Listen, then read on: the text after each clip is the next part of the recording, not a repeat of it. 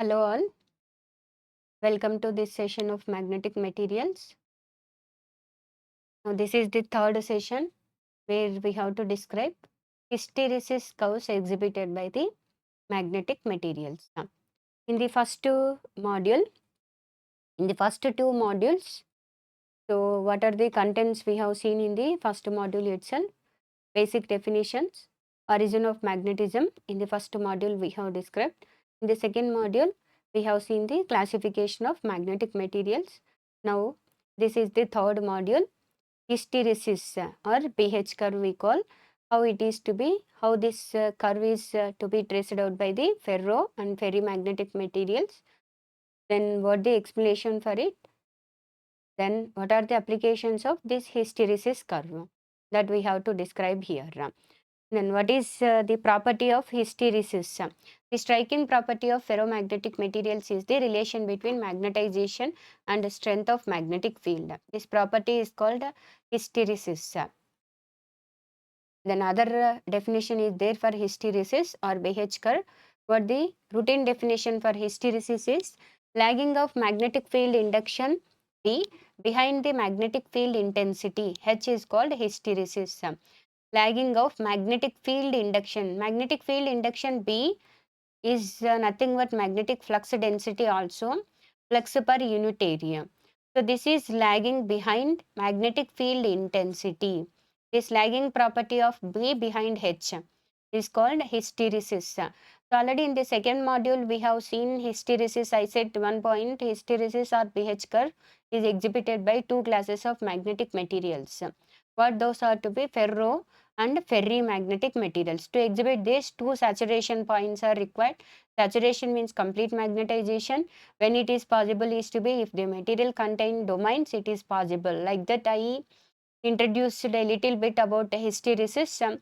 Now hysteresis is the peculiar property exhibited by these ferro and ferrimagnetic materials. What the meaning of hysteresis is lagging of B behind H.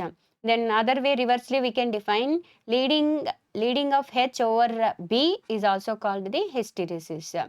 Then how it is lagging behind, why it is lagging behind, that we have to see. Then three steps are there in this hysteresis or BH curve.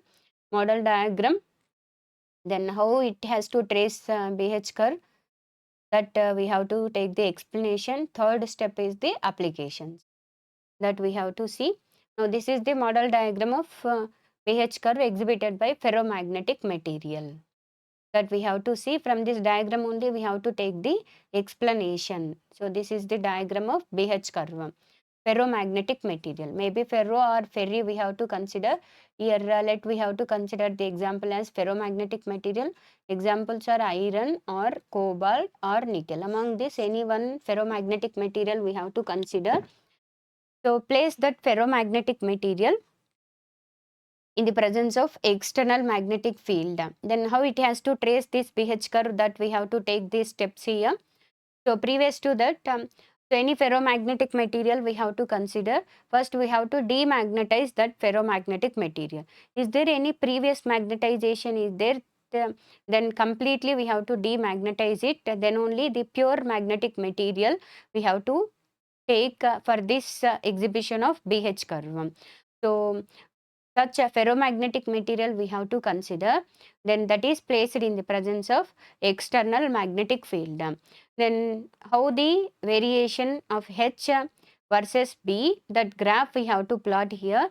On x-axis we have to consider H, on x-axis we have to plot H values, that is magnetic field intensity.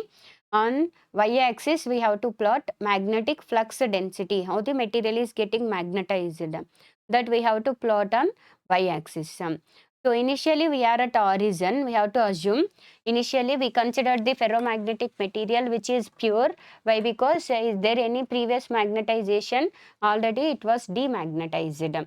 So initially we are at origin. So B versus H graph we are to be taking here. How this complete hysteresis curve is traced out by ferromagnetic material, that steps we are taking explanation here. So pure ferromagnetic material to be placed in the external magnetic field. Then switch on the external magnetic field slowly. increase the strength of magnetic field intensity.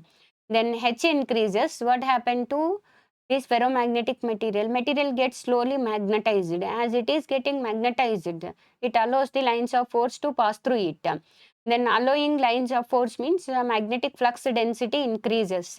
As H increases slowly, B also increases. Flux density of ferromagnetic material also increases.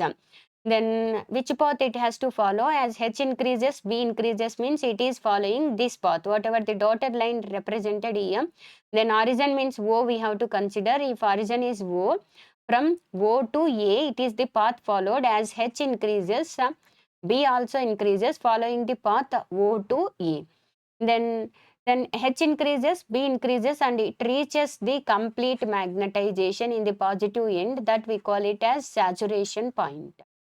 Then at a particular point, it is to be completely saturated, completely magnetized. That point is to be denoted by A. Even though still you have to increase H value, then material doesn't get magnetized. B value doesn't change. Why? Because already it attained the saturation point. Then next, this is O to A. Path followed by the material is O to A. Then after saturation point, what the path, what the next step, what the process the material has to take is to be, then demagnetization it has to take. Why? Because already completely magnetized, no more magnetization it doesn't has to take, even though we have to rise the strength of external magnetic field. Then as the next step, what it has to take is to be, then demagnetization it has to take. Demagnetization means we have to generally expect the reverse path, it is followed by the ferromagnetic material. But it is observed that reverse path is not at all followed by the ferromagnetic material. Then to get demagnetization, H value we have to decrease. H slowly we have to decrease. What it is observed is B is also decreasing.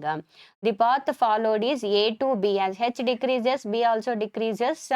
Then path followed is to be A to B. At point B, what happened? B is the point.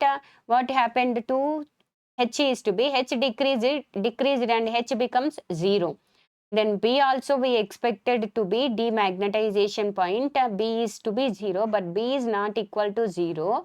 Then what the value of B here is to be, B is equal to OB.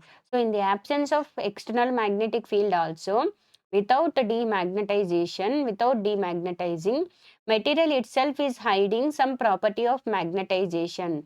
That property is called retentivity. Then what the default distance of retentivity in the graph is OB.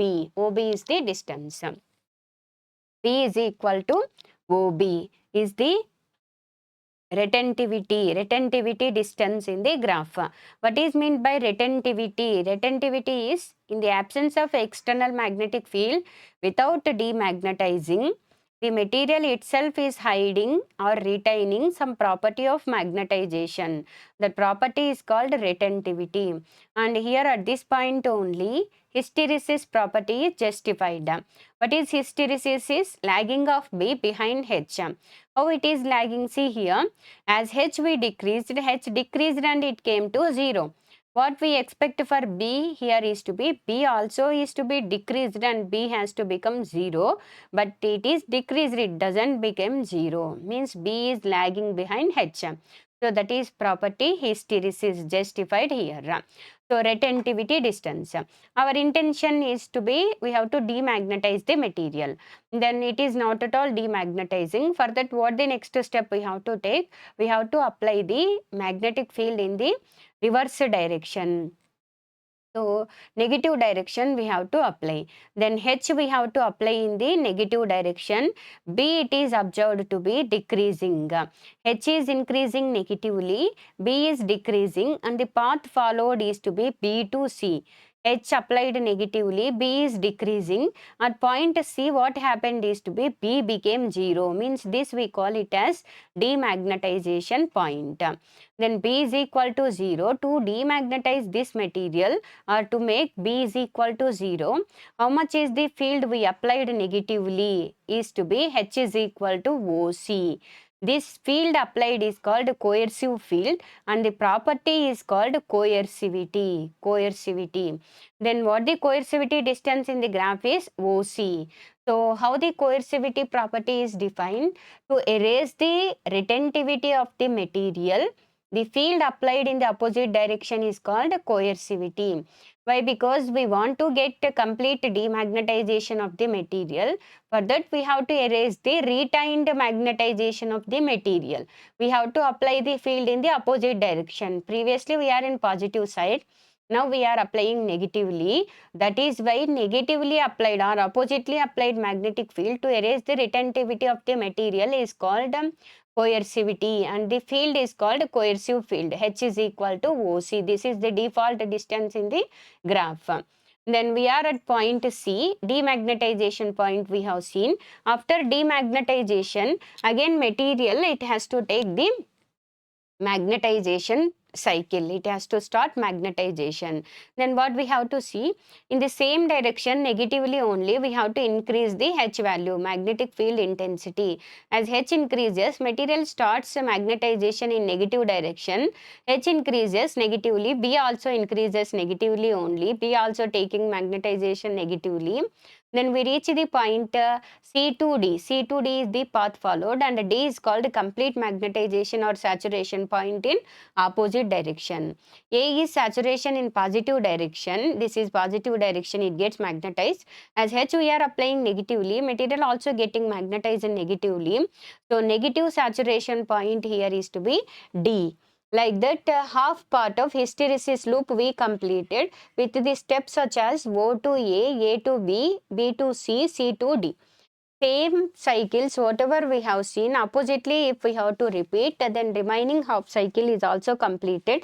Then complete closed hysteresis loop is traced out by the ferromagnetic material. How it should be, that we have to see. Then we are at point D. Negative saturation we have seen. After saturation, then demagnetization we have to see. So negatively still we have to increase H value, material doesn't take magnetization. Then you have to decrease the H value negatively. H is decreased negatively, then H decreases and it came to 0. Then what we have to observe here is H is equal to 0, but B is not equal to 0. H equal to 0, B is not equal to 0 means this property is called again retentivity. How much is retentivity distance is B is equal to how much is retentivity distance is B is equal to OE. This is retentivity distance in the negative direction. Same steps are repeated in the opposite direction. So like that, here retentivity, previous positive retentivity is B is equal to OB. Now B is equal to OE is retentivity distance. Then we want to demagnetize the material. We'll change the direction of external magnetic field. So far we are from negative direction. Now apply the field in the positive direction. Then slowly H is increased positively, B decreases. Then at point F, E to F is the path followed. Then B becomes 0. Then oppositely applied field H is equal to how much here is OF. This oppositely applied field is called coercive field, and this property is called coercivity. Then H is equal to OF is positive coercive field, H is equal to OC is negative coercive field. Same step previously also we have seen. Then complete demagnetization in positive direction also we have seen. Magnetization. Then next we have to see, we have to increase the H value positively, B also increases positively, then it has to follow the path F to A. Then again saturation point it has to reach. Then with this next half cycle like D to E, E to F, F to A are completed, we are going to have the complete closed hysteresis loop exhibited by the ferrimagnetic materials. At all these points, how the values should be, I have written H value and B value. Then two more important parameters here are to be retentivity, coercivity. Retentivity means retained magnetization by the material in the absence of external magnetic field. H is equal to 0. Then coercivity means to erase the retentivity, how much oppositely applied field. How much is the oppositely applied field is called coercive field, property is called coercivity. Then this is the closed hysteresis loop. To get this one, two saturation points, one in positive end A, one in negative end, that is to be D, A to D. And two demagnetization points are to be here. Negative end demagnetization is C and positive end is to be F. So two cycles of complete magnetization and two cycles of demagnetization points material has to definitely take. Then in these cycles of magnetization or demagnetization, it is observed that material has to lose some energy. This energy lost by the material is calculated. Total energy lost by the ferromagnetic material while tracing out this closed hysteresis loop is calculated by the area of the hysteresis loop. How it is calculated? Maybe ferro or ferrimagnetic material is calculated by the area of hysteresis loop. How much is area? Based on that, energy lost is calculated. And practically it is observed that so hard magnetic materials are having large areas of hysteresis loop. Now whatever example we have seen, it is having large area. This hysteresis loop is having large area. Maybe this is belonging to hard magnetic material. Hard magnetic material. Hard magnetic materials are having large areas of hysteresis loop. Means large area means energy lost by the material is to be more. Then opposite one is to be soft magnetic materials are having the small areas of hysteresis loop. Small areas means here energy lost by the material is less. Like that we have to classify, we have to do the classification between hard magnetic materials to soft magnetic materials by seeing the diagram of hysteresis loop based on its area. Then this is the second step. Explanation we have taken, all explanation is to be same ferromagnetic material which is demagnetized completely. Place that ferromagnetic material in the presence of external magnetic field. Then slowly increase the all the steps I explained through diagram. Then what is retentivity I defined. Coercivity also I said. Then increasing, starting increasing like that, decreasing like that. We have seen all the steps how it has to trace out that hysteresis loop. Then based on area of hysteresis loop, it is possible to distinguish between hard and soft magnetic materials. I said hard magnetic materials are having the large area of the loop and soft magnetic materials are having the small area of the hysteresis loop. Then examples are given. So figure A is representing hard magnetic material and figure B is representing soft magnetic material. Model diagrams are given. Last step is applications of hysteresis loop. So in this module I said hysteresis loop in 3 steps we have to describe. First step itself is the model diagram. Then second step already we have taken explanation. Third step is what are the applications of hysteresis loop. Just 3 points are there. What those applications that we have to describe here. It is used to determine the hysteresis loop is used to determine the magnetic parameters like retentivity, coercivity and relative permeability. Then BH curve experiment like that if we have to do in lab, that aim of that BH curve experiment is use the BH curve and determine the magnetic parameters like retentivity, coercivity and relative permeability. Then BH curve kit we have to take, it is connected to CRO oscilloscope. On screen it is given it has to give the hysteresis loop, copy that onto trace paper, then copy to graph sheet. Using graph we can calculate retentivity, coercivity distances and use the formulas. It is very easy to calculate the relative permeability. Then second application is it is used to distinguish between hard and soft magnetic materials. Just now I said based on the area of the hysteresis loop, by seeing it we can said this is to be hard magnetic material and this is soft magnetic material. That is second application. Next, third application, it is used to confirm the domains presented in the material. So already we have known the interlink between domain and hysteresis loop. If the material is having domain, then it is easy to get the saturation point. Once it is attaining the saturation point, then easily it can show the hysteresis loop. Why? Because to get a complete hysteresis loop, two saturation points are compulsory. It is not possible to exhibit hysteresis loop by dia and paramagnetic materials. Then it is very clear that interlink it is existed between domain, saturation point, and then hysteresis loop. So once the material has to exhibit the hysteresis loop, then we'll give the confirmation that that material is consisting of domains. So that is the third application. So in this module, we have described about the